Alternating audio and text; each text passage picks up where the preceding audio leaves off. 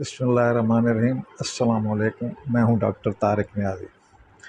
आज मैं उन बीमारियों के बारे में थोड़ा सा आपको तफसील बताऊंगा जो सैलाब ज़दा इलाकों में पैदा हो सकती हैं और सैलाब ज़दा लोग उन जिन बीमारियों का शिकार हो सकते हैं वो कौन सी बीमारियां हैं और उनसे कैसे बचा जा सकता है, हम कौन सी प्रिवेंटिव मेजर ले सकते हैं। आपको पता है इस साल हमारी तारीख का सबसे बदतरीन सैलाब आया है। सैकड़ों जानें ज़ाय हो गई हैं, लोग अपने माल मवेशी उनके ख़त्म हो गए हैं, उनके घर बार से बेघर हो गए हैं, तमाम उनके कीमती असासे सैलाब की नज़र हो गए हैं। लोग खुले आसमान तले या खैमों में पड़े हैं। इस वक्त जो शदीद ख़तरा है वो है वबाई अमराज का और दूसरे बहुत से अमराज का, जिनमें वो लोग सैलाब ज़दा लोग और उस एरिया में रहने वाले लोग उन बीमारियों में मुब्तला हो सकते हैं। उनमें सबसे अहम हैं वाटर बॉर्न डिजीज़, यानी ऐसी बीमारियां जो पोल्यूटेड पानी या हम कह सकते हैं गंदला पानी, कंटेमिनेटेड पानी पीने से वो बीमारियां लग सकती हैं। उनमें टाइफाइड की बीमारी है। टाइफाइड आपको पता है अंतड़ियों का बीमार है, बुखार है और इसमें अंतड़ियों में ज़ख़म हो जाते हैं। फिर हैज़ा की बीमारी, कॉलरा की बीमारी, ये बड़ी शदीद एपिडेमिक होती है। इसमें जो लोग मुब्तला होते हैं उन्हें बड़ा शदीद किस्म का डायरिया होता है और वोमिटिंग, और उनके जिस्म में डिहाइड्रेशन हो जाती है और सोडियम और पोटाशियम और क्लोराइड की कमी हो जाती है, और अगर शदीद डिहाइड्रेशन हो तो डेथ हो सकती है। फिर जो दूसरी बीमारियां उनमें है डायरिया हो गया, बेसिलरी डिसेंट्री हो गई जिनको हम खूनी पेचस कहते हैं। फिर पेट के कीड़ों की बीमारियां वो लग सकती हैं। फिर प्रोटोजोअल डिजीज़ हैं जिनमें GRDS है, जिसमें अमीबियासिस है। ये ऐसी बीमारियां होती हैं जिनमें कभी कब्ज़ हो जाती है, कभी डायरिया हो जाता है, पेट में मरोड़ पड़ते हैं और स्टूल में खून भी होता है।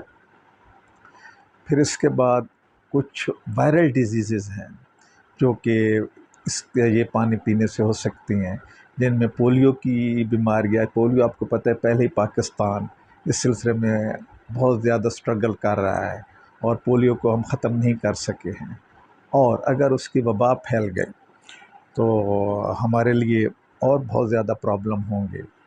फिर हेपेटाइटिस ए और ई की वबा फैल सकती है, ख़ास तौर पे हेपेटाइटिस ई, उसकी अगर वबा फैल गई तो ये बड़ी डेंजरस होती है, ख़ास तौर पे प्रेग्नेंट लेडीज़ के लिए, हामला ख़वातीन के लिए।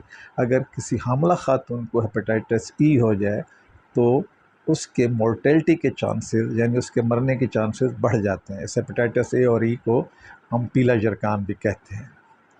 फिर जो लोग इस किस्म के गंदले पानी में नहाते हैं या कंटेमिनेटेड पानी में बाथ लेते हैं या नहाते हैं, उनको स्किन इन्फेक्शन हो जाते हैं। फिर एक आँखों की बीमारी हो जाती है जिसको ट्राकोमा कहते हैं, कुकरे। किसी ज़माने में ट्राकोमा मेजर काज होती थी ब्लाइंडनेस की, अंधेपन की, और अब भी कुछ इलाकों में ये ट्राकोमा पाया जाता है, एंडेमिक डिजीज़ है। इससे अब बिनाई पर असर पड़ जाता है, यहाँ तक कि जैसा कि मैं कह चुका हूँ कि नाबीना हो सकता है मरीज़।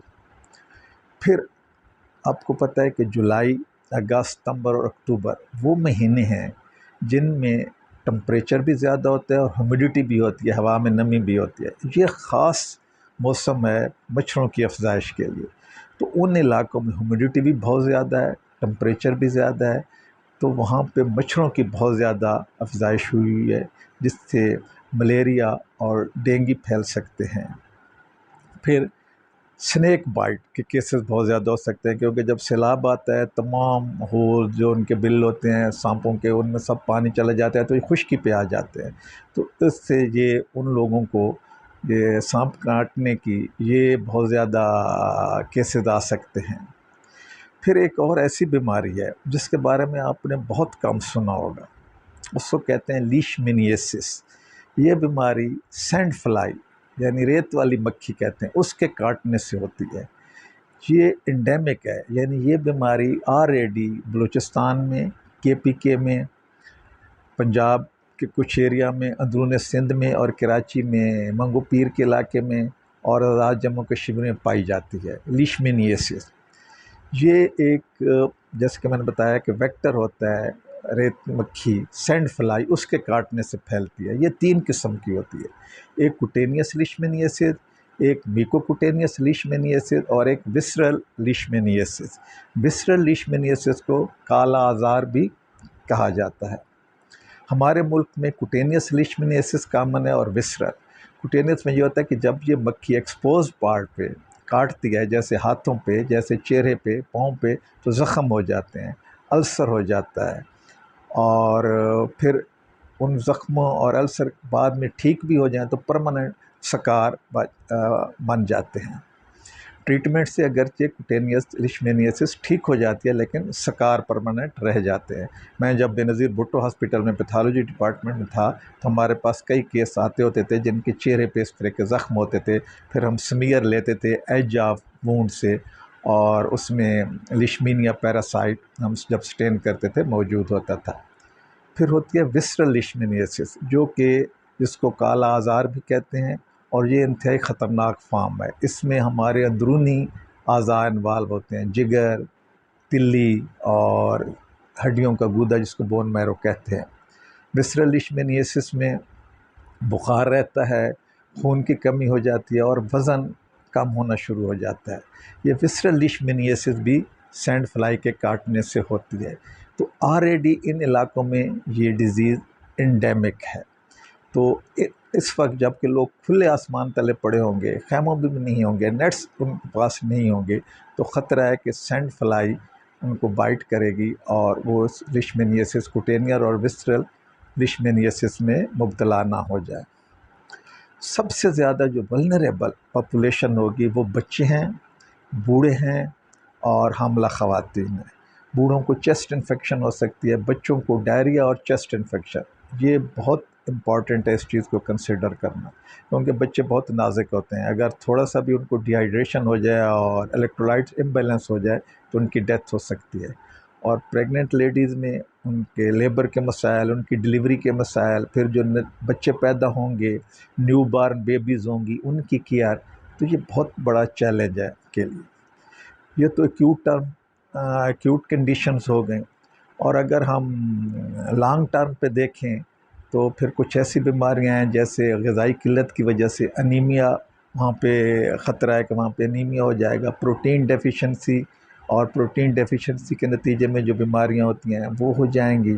پھر وائٹامن ڈیفیشنسی کے نتیجے میں مختلف وائٹامن کی ڈیفیشنسی کے نتیجے میں مختلف بیماریاں ہوتی ہیں، وہ کامن ہو جائیں گی۔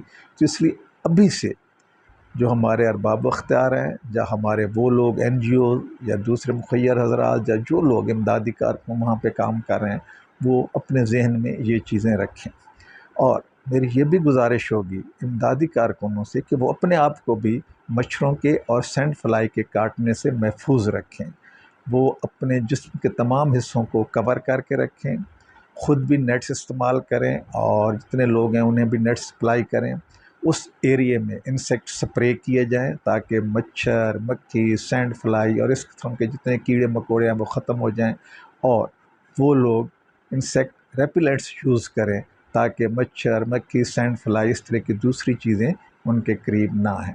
امید ہے ان اقدامات کو لے کر ہم اپنے جو سیلاب زدہ علاقے کے ہمارے جو بہن بھائی ہیں ان کی مشکلات کم کر سکیں گے۔ اللہ تعالی ہم سب کو اپنے حفظ و امان میں رکھے۔